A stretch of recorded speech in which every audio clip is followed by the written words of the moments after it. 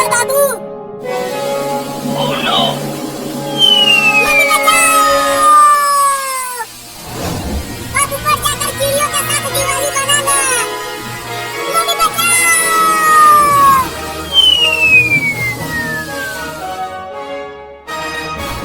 अरे चिंटू और चिंकी, तुम दोनों ने बाबू के साथ क्या किया?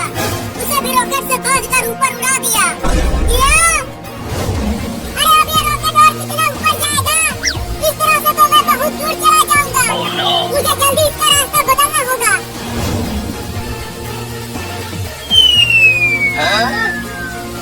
अरे वाह, अब रॉकेट तो नीचे जाने लगा। अब चिंटू और चिंकी मुझसे बच नहीं पाएंगे। अरे तुम्हें बस एक दो झापड़ ही मारना चाहिए था, लेकिन तुमने तो उसे ऊपर ही उड़ा दिया। अगर कहीं उसे कुछ हो गया तो उसने भी तो हमें ऊपर उड़ाया था। अरे चिंटू ऊपर देखो, बाबू वाला रॉकेट हमारी तरफ नीचे आ रहा है। क्या? अब तुम दोनों बचोगे नहीं चिंटू और चिंकी, मैं आ रहा हूँ।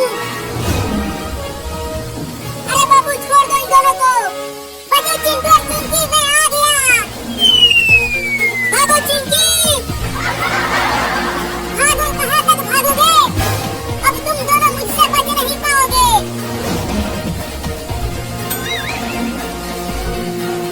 अरे मुझे तो छोड़ दे रे, मैं तेरी माँ हूँ। भागती रहो मम्मी, वो बाबू पगला गया है, वो अब हमें छोड़ेगा नहीं। अगर तूने मुझे रॉकेट से उड़ाया तो मैं तुम्हें तुम्हारे पापा से बहुत पिटवाऊंगी। चिंटू और मम्मी बचाओ।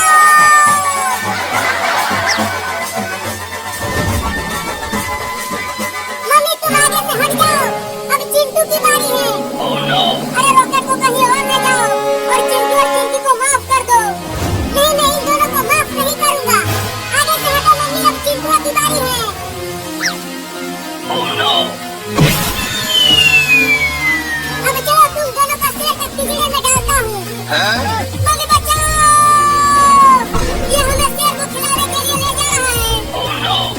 अरे बाबू छोड़ दो उन्हें, आज दिवाली है तो तुम सब मिल के पटाखे जलाओ। अरे बाबू आज दिवाली है, हमें शेर को मत खिलाओ। चलो हम सब मिल कर ढेर सारे पटाखे फोड़ेंगे। तो तुम दोनों ने मुझे रॉकेट से बांधकर आसमान में क्यों उड़ाया? पहले तो तुमने ही हमें आसमान में उड़ाया था। देखो वो रहा शेर पिंजरे में।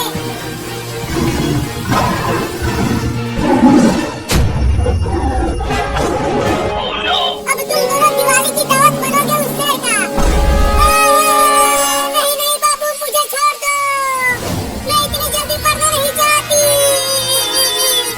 हाँ बाबू, अगर तुम हमें छोड़ दोगे ना तो मैं तुम्हें ढेर सारे पटाखे खरीद कर दूंगा। क्या सच में तुम मुझे ढेर सारे पटाखे दोगे? हाँ बस हमें छोड़ दो। ठीक है तो चलो वापस।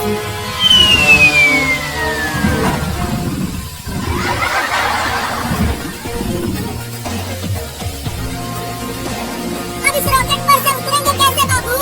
ये रॉकेट तो रुक ही नहीं रहा। मैं इसे पार्क में से लेकर चलता हूँ।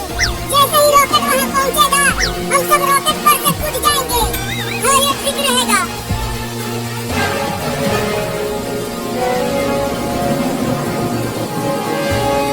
जल्दी कूदो।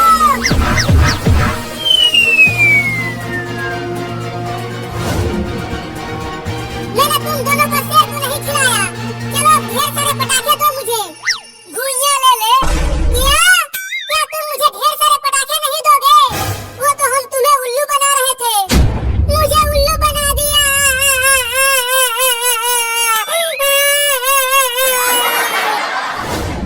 अरे तुम सब यहाँ पर हो और मैंने तुम्हें कहाँ कहाँ नहीं ढूंढा, लेकिन हमें क्यों ढूंढ रहे हो पापा? अरे मैं तुम तीनों के लिए दिवाली के बहुत सारे पटाखे लेकर आया हूँ। जल्दी घर जाओ, वहीं पर है। जल्दी भाग चिंटू। और मेरी दोनों चिंटू, जो पहले पहुँचेगा उसे ज्यादा पटाखा मिलेगा। तब तो मैं जल्दी पहुँचूंगा और उन सभी पटाखों पर कब्जा कर लूंगा।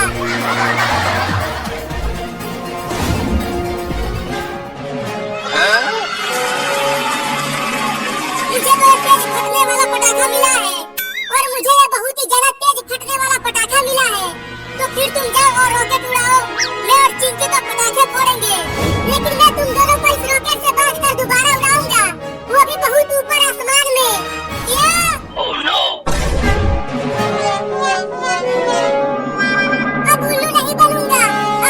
बदला लेकर ही रहूंगा। मम्मी पापा जल्दी घर से बाहर आओ और हमें बचाओ। आप ऊपर जाओ, बचाओ।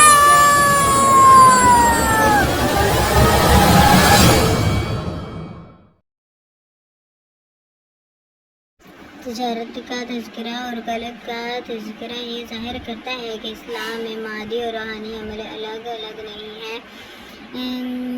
हर इखलाकी तालीम को मुतल्लिका तालीम ईमान के साथ है और हर ईमानी मुतालबा इंसान के अमल से ताल्लुक़ रखता है। दीगर मज़ाहिबीन के साथ इस्लाम में रूहानियत कोई अलग चीज़ नहीं है, बल्कि मामलात को अल्लाह के बताए हुए तरीक़े से करने के नतीजे में पैदा होती है। इस्लामी तिजारत और मशीयत दरअसल इखलाकी तिजारत और मशीयत है, जिसमें सोलर मजहबी अमाल का तकसीम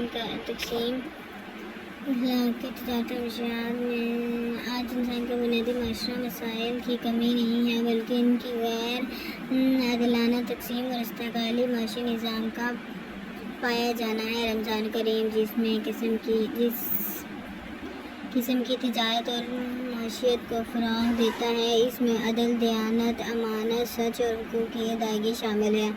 इस्लाम इस्तेहली तिजारत को रद्द करता है और तमाम इंसानों के लिए एक मुतबादिल माशी और तिजारती निज़ाम फराहम करता है। रमज़ान करीम इस निज़ाम को अमूमन नाफिज करने का बेहतरीन मौका फराहम करता है और तमाम इंसानों को दावत देता है कि वो इस मिसाली निज़ाम को अपना कर माशरती फलाह हासिल कर सके। रमज़ान के दौरान माशरत और तजारती का तकाज़ा ये एक ऐसे माशी निज़ाम को परवान चढ़ाना होता है जिसमें इंसान को अदल की बुनियाद पर, इंसाफ की बुनियाद पर, इंसानी हुकूक़ की बुनियाद पर, माशी मसावत की बुनियाद पर और मुस्लिम हो या गैर मुस्लिम इनको यकसा तौर पर माशी मौका मैसर करते हैं और इस बात का मौका मिलता है कि वो माली तरक्की के साथ इखलाकी उसूलों के सामने रखते हुए दौलत की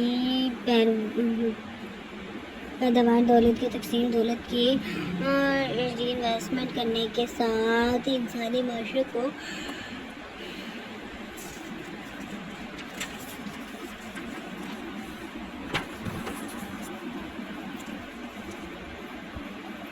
रोज़ा और हमारी ज़िंदगी पर कौन एक पुरअमन माशरा बना सके। रोज़ा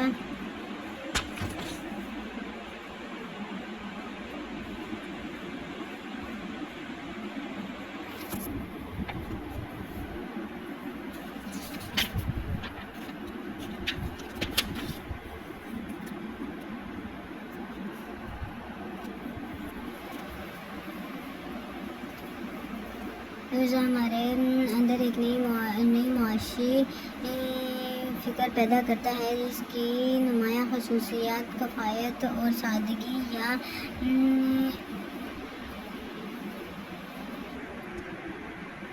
लेकिन नमूद नुमाइश और तशीश और फजूल खर्ची ना पाई जाती हो। रमज़ान का महीना सादगी और माशरती फलाह कामों की हौसला अफजाई करता है और गैर ज़रूरी तशकीन से रोकता है और हमारे अंदर ये रवैया एहसास पैदा करता है कि सादगी इख्तियार करते हुए ग़ज़ा और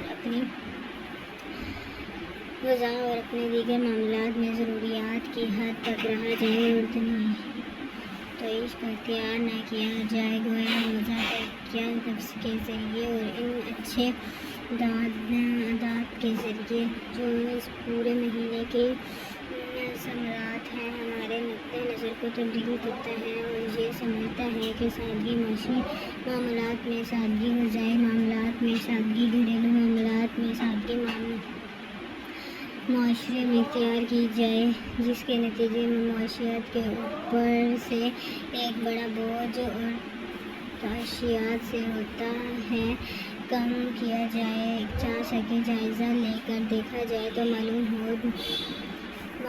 होगा कि बहुत से ऐसे ममालिक में जहाँ पर बहस में खसारा कार रुझान पाया जाता है, इन कामों की मईशत का एक बड़ा हिस्सा تاشرات پر صرف ہوتا ہے اور اس معاشی بوجھ کو بڑھانے کے لیے ذرائع ابداع نمایاں کردار ادا کرتے ہیں۔ ایک شخص جو بغیر غازے کے بھی پرکش نظر آتا ہوا بلاک عامہ کے ذریعے اثر غیروں کے استعمال پر مادہ ہو جاتا ہے۔ سرمایہ دارانہ معیشت کی ایک بنیادی خصوصیت اس کا کنزیومر کو فروغ کر دیتا ہے، جس کے ذریعے اثر ایک شخص غیر معاشی اختیار کہ ہم ایسے اندر سادگی کے ذرائع ان ضروریات کو، ان اقدام کو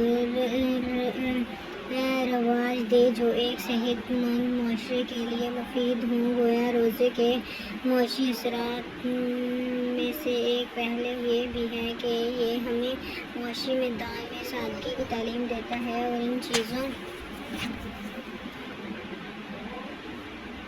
چیزوں سے بچنے کی طرف ابھارتا ہے جو عام طور پر قومی خزانہ اور معاشی بوجھ کا باعث بنتی ہیں۔ اسلامی نظام معیشت کی یہ خصوصیات ایسی ہے کہ اگر ان کو مغرب اور مشرق کے استحکامی معاشی نظام کی جگہ قائم کر دیا جائے تو انسانیت بھوک، افلاس اور معاشی استحکام سے نجات حاصل کر سکتی ہے۔ ایک اور پہلو شیئرنگ کا ہے، یعنی ایک افراد کے معاشی رائل پر صرف اس کا اور اس کے خاندان کا نہیں، دوسرے انسانوں کا بہت حق ہے، اور اس شیئرنگ کے معاشرے میں خوشحالی اور معیشت میں کشادگی اور ٹھہراؤ پیدا ہوتا ہے۔ روزے کے دوران تاجروں اور عام روزہ دار میں سے احساس بھی پیدا ہوتا ہے کہ وہ اس دنیا کی تجارت میں جتنی توجہ اور محنت سے اپنا وقت اور مال لگا رہے ہیں، کیا اسی مناسب سے آخرت میں کامیابی حاصل کرنے کے لیے بھی کوئی انویسٹمنٹ کر رہے ہیں یا نہیں۔ اصلی انویسٹمنٹ تو وہی ہے جو نہ صرف اس دنیا میں بلکہ آخرت میں ایک مسلمان کو کامیاب کر دے۔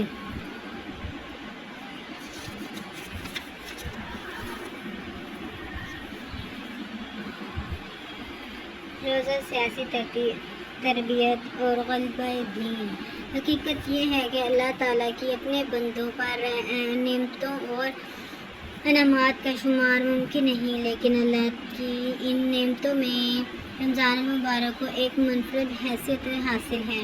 حضور اکرم صلی اللہ علیہ وآلہ وسلم کو اس مہینے کا انتظار رہتا تھا اور اس کا وہ جس شوق کے ساتھ استقبال کرتے تھے، اس کا احساس اور ذکر خود ایمان افزاد اور اہل کی قدر منازل کو سمجھنے اور اس سے فائدہ اٹھانے کے لیے ممبرز کا کام کرتا ہے۔ اللہ تعالیٰ رجب کا مہینہ چاند دیکھنے کو دعا فرمایا کرتے تھے کہ اے اللہ، ہمارے لیے رجب اور شوال کے رمضانوں میں برکت عطا فرما اور ہمیں رمضان کے مہینے اپنے تک پہنچا دے۔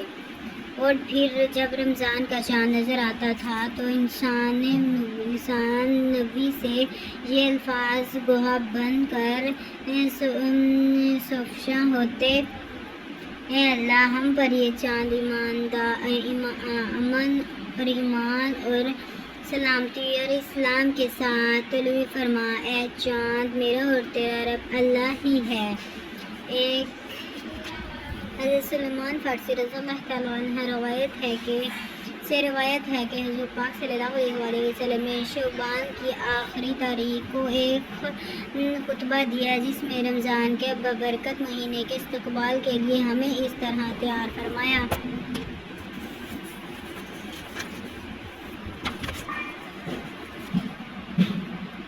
اے لوگو، بہت بڑی نعمت اور عظمت اور بابرکت والا مہینہ تم پر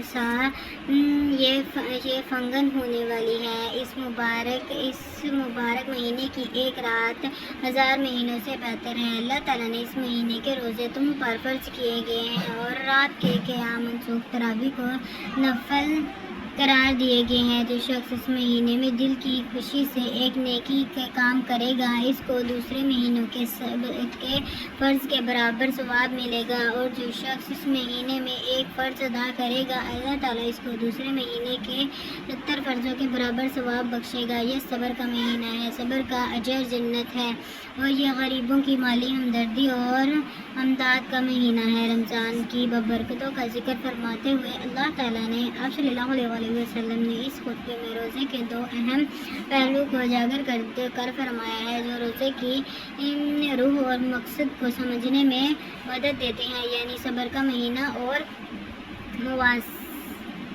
مواسطہ کا مہینہ۔ صبر کا تعلق بھلائی، حق اور جد عدل پر جم جانے اور استقامت کے ساتھ اللہ تعالیٰ اور روزے کی بندگی کو ہر حال میں ولیت دینے سے یہ اپنے تمام معاملات کو اللہ تعالیٰ کی خوشی اور رضا کے تابع کر دیتے ہیں۔ مواسطہ کا تعلق معاشرے میں بسنے والے افراد کے ساتھ معاملات کی نوعیت کے ساتھ ہے، یعنی غریبوں اور دوسرے انسانوں کے لیے مالی ہمدردی اور امداد کا مہینہ ہے۔ صبر کا تعلق خواہشات اور جذبات پر قابو کی صلاحیت پیدا کر کے اور رب کی اطاعت اور حق کی راہ میں ثابت قدم سے ہے، اور مواسطہ کا تعلق دوسرے انسانوں کے لیے رحمت اور اخوت کے جذبات کو پروان چڑھا کر ایک دوسرے کے لیے سہارا بننے اور انسانی معاشرے کو محبت، تقاضا اور سلامتی کا گہور بنانا ہے۔ قرآن کی تعلیمات کا خلاصہ اللہ کی اطاعت